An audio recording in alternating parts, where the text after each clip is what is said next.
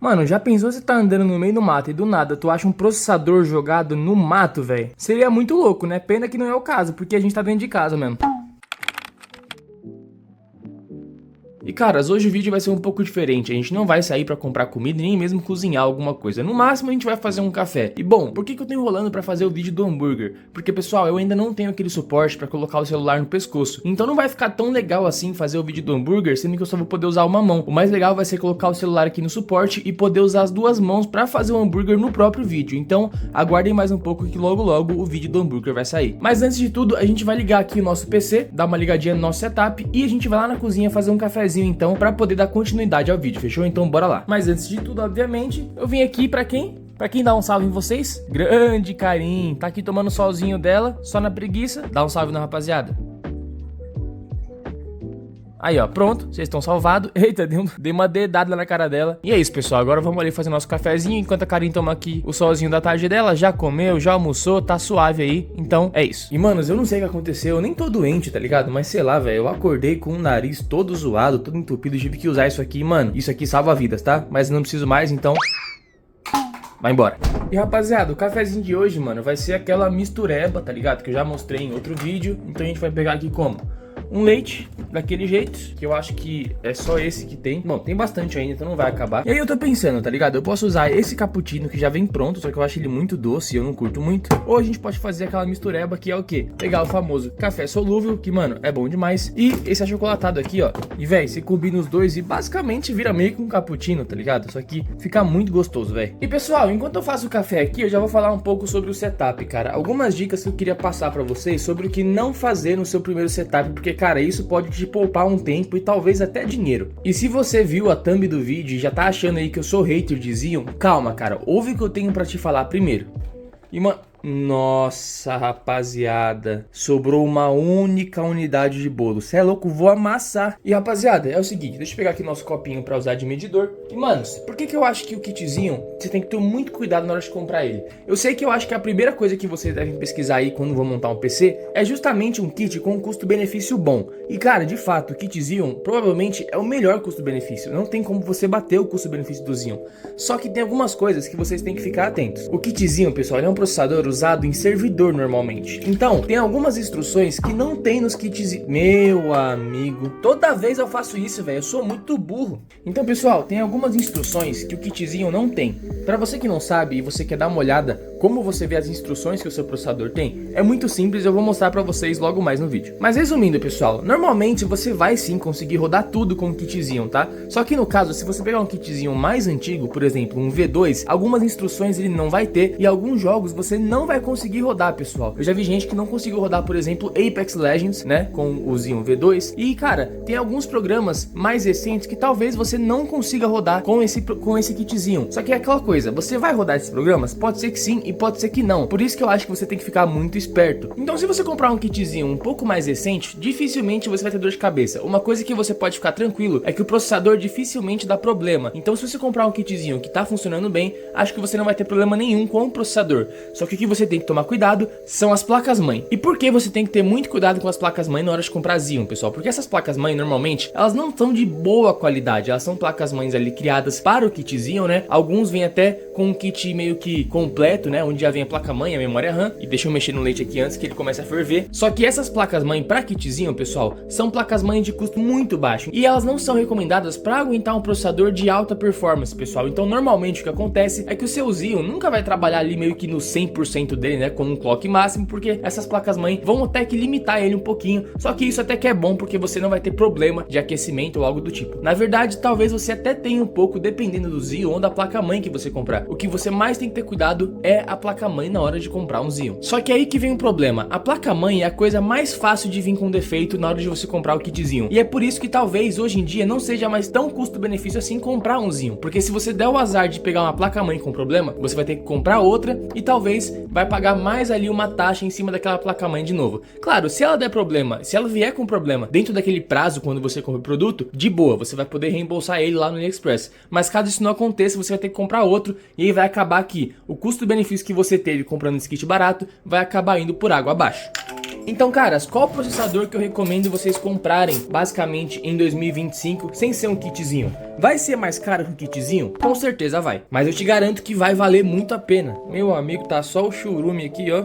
Já tá acabando, mas dá pra usar. Então, basicamente, se você pegar ali um pouquinho mais de dinheiro, cara, eu sei que é muito difícil hoje em dia, cara, dói no bolso comprar essas coisas, mas se você pega ali uns 500 reais a mais, às vezes uns 600 reais a mais do que você ia gastar com um kitzinho, você consegue comprar um kit Ryzen. E vai por mim, pessoal, pode parecer que não, mas vale muito a pena, porque basicamente com um kit Ryzen, e mesmo que seja a plataforma AM4, pessoal, que é a plataforma anterior que a gente tá na AMD hoje em dia, que é a AM5, vai valer muito a pena ainda assim, porque, cara, até hoje em dia a AMD ainda lança processadores para a plataforma AM4, e a vantagem é que você consegue comprar um processador de custo baixo que vai ter um desempenho próximo ou até superior ao kit Xeon, e você vai ter a oportunidade de fazer upgrade lá na frente. Então, se você comprar um Ryzen 5 5500, por exemplo, lá na frente, daqui 3 ou 4 anos, você vai poder comprar um Ryzen 7 5700X3D, que é basicamente um dos melhores processadores para você jogar hoje em dia, pessoal. Ele compete com os processadores mais caros do mercado, tá? Principalmente em altas resoluções, porque para você que não sabe,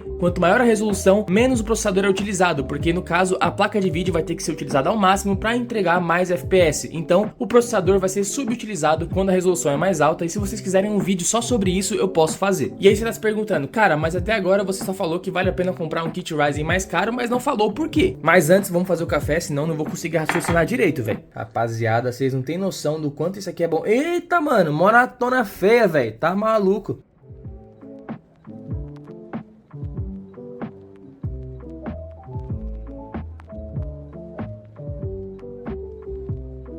E agora sim, rapaziada, com um cafezinho na mão, bora continuar o vídeo. Então, cara, qual que é a vantagem do kitzinho, além da oportunidade de fazer um upgrade? É que basicamente você vai ter garantia, pessoal, coisa que você não vai ter com o kitzinho. E cara, eu vou garantir pra vocês, o tanto de pessoas que eu já vi que comprou o kitzinho e teve problema, teve que recomprar o kit e acabou gastando basicamente a mesma coisa que ela gastaria se comprasse um processador aqui no Brasil, é brincadeira, velho. Eu vi muita gente que teve esse problema. Então bora pros principais pontos que fazem o kit Ryzen ser mais interessante. Mas antes, bora liberar aqui esse papel de parede, porque tá muito feia essa vista aqui, né? Agora sim. Basicamente, pessoal, o kit Ryzen, ele tem a garantia, ele tem a possibilidade de upgrade e a confiabilidade que tem de você comprar uma placa-mãe aqui no Brasil. Você vai ter todos os recursos, seu processador nunca vai te deixar na mão no quesito recursos. Você vai conseguir rodar todos os jogos e todos os programas, basicamente, que existem, fechou? Fora a garantia da placa-mãe, que pra mim é o mais importante, que é a coisa que mais tem a probabilidade de dar algum defeito, porque o processador dificilmente você vai ter algum defeito, memória RAM também. Então a placa-mãe eu acho que é o mais fácil de dar problema. E eu sei que vai parecer que eu sou até hater da Intel, pessoal, mas eu não sou, porque na verdade eu uso Intel, mas eu de fato não recomendo para 2025 você comprar um processador Intel. E a Karin acabou de falar que também não vale a pena comprar Intel, né não, Karin? E por que que eu acho que não vale a pena você comprar um desse? Esse aqui no caso é o 13600KF. Eu comprei no lançamento e eu paguei bem caro. De fato, ele é um processador espetacular, pessoal, não tenho o que falar, cara, ele é absurdo. Ele vai me atender por mais uns 2 ou 3 anos facilmente se eu não quiser fazer o upgrade. Só que a questão, o grande problema da Intel é que eles mudam de socket, que é onde vai o processador. Basicamente o socket é ali no meio da placa-mãe onde o seu processador fica, sabe? Bem embaixo do cooler aqui. Eles basicamente mudam esse socket a cada 2 gerações, e isso é muito ruim, porque se você quiser fazer o upgrade, você vai estar preso naquela geração de processadores. Então, se a Intel lançar um processador mais eficiente, ou lançar algum processador que tenha algo diferente ali, né? Algum sistema um pouco diferente, ou algumas instruções diferentes, você não vai conseguir tirar vantagem disso, a não ser que você mude a sua placa-mãe também. E placa-mãe não é tão barato quando o processador é lançamento. Eu não vou nem falar pra vocês quanto eu paguei nessa placa-mãe. Então, basicamente, a única opção que eu tenho para upgrade aqui é pegar um i7 ou i9, que sinceramente não vale a pena, a não ser que eu queira usar eles para trabalho, ou pegar um da geração 14, que seria a 14ª geração Intel, porque nesse socket em específico, a Intel usou 3 gerações de processadores. Basicamente, eles foram aprimorando o processador, né? Eles foram refinando, não era de fato um processador com novas tecnologias. E por que que a coisa é diferente quando a gente fala de Ryzen?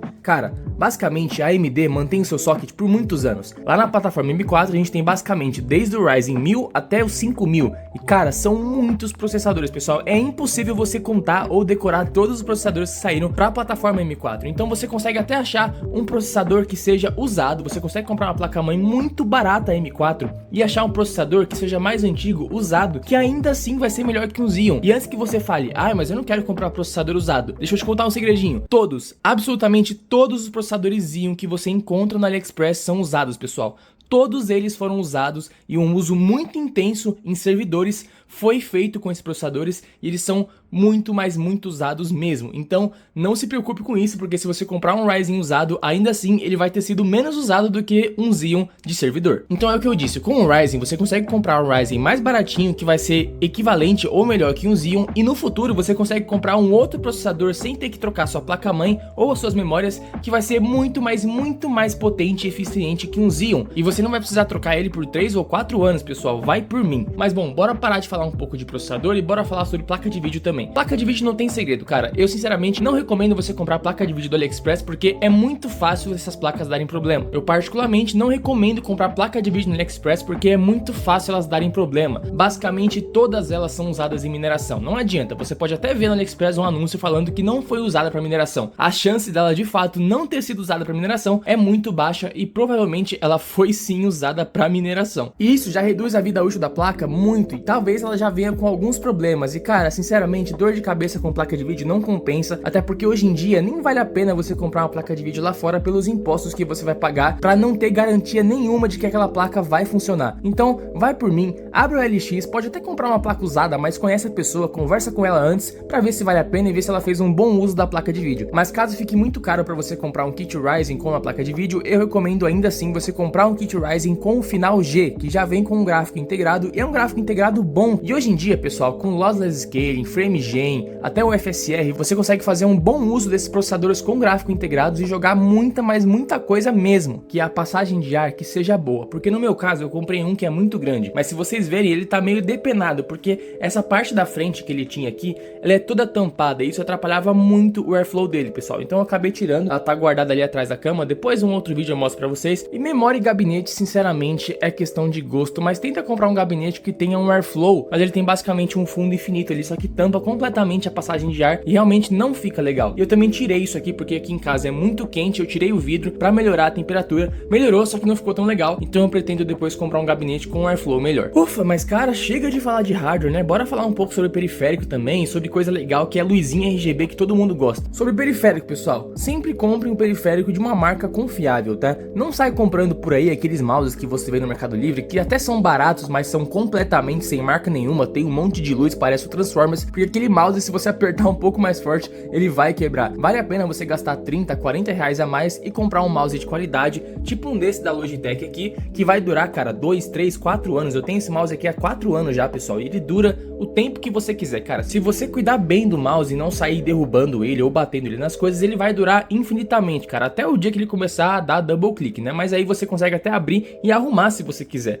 Mas mouse normalmente é uma coisa barata e vale a pena você comprar um mouse de qualidade, porque ele vai durar muito tempo. E teclado é a mesma coisa, pessoal. E caras, a verdadeira dica tá aqui, ó, no controle. Não compre controle de videogame, pessoal. Não compre um controle de Xbox ou um controle de PlayStation 5, PlayStation 4. São bonitos? Sim, realmente são controles bonitos, são controles confortáveis. Esse aqui também, sinceramente, pra mim, é mais confortável ainda. Por que que não vale a pena comprar um controle de console? Porque, rapaziada, a chance deles darem drift é muito alta, realmente é muito alta. Ele pode dar drift em 3 dias, em 1 semana, em 1 mês, ou pode demorar anos. É meio que uma loteria. Então esses controles que a gente vê que são próprios para computador, primeiro, eles são melhores porque você consegue conectar sem fio apenas com um dongle USB que vai plugado no PC, e também, pessoal, a maioria deles tem um sistema chamado Hall Effect ou Hall Sensor, e basicamente os analógicos dele nunca vão dar drift. Você pode quebrar um analógico, mas ele não vai dar drift, isso eu garanto pra você. Eu tenho esse controle aqui há 2 anos, eu uso ele igual maluco e, cara, ele é completamente perfeito. A qualidade desses controles da 8-bit Do são perfeitos. Se vocês quiserem, eu vou deixar o link desse controle aqui e outros controles também que eu recomendo e vale a pena na descrição do vídeo, fechou? E basicamente o periférico é isso, pessoal. Comprem periféricos de marcas confiáveis, não sai comprando qualquer coisa por aí. AliExpress é sim um bom lugar para comprar periférico, porém com as taxas, sinceramente, ficou um pouco inviável de comprar coisa lá. E agora eu vou falar sobre algo que é muito importante. Vai por mim. Essa é a coisa mais importante do seu setup, que é a sua cadeira. E cara, nunca na sua vida compre uma cadeira gamer. Ouve o que eu tô te falando. E cara, eu tô falando sem parar, né? Deixa eu dar uma golada tomando meu café aqui porque eu tô ficando com a boca seca já, velho. E antes de falar da cadeira, lembra que eu falei sobre as instruções do processador lá mais pro começo do vídeo? É basicamente isso aqui. Quando você abre, pessoal, o CPU-Z, você consegue ver todas as informações do seu processador.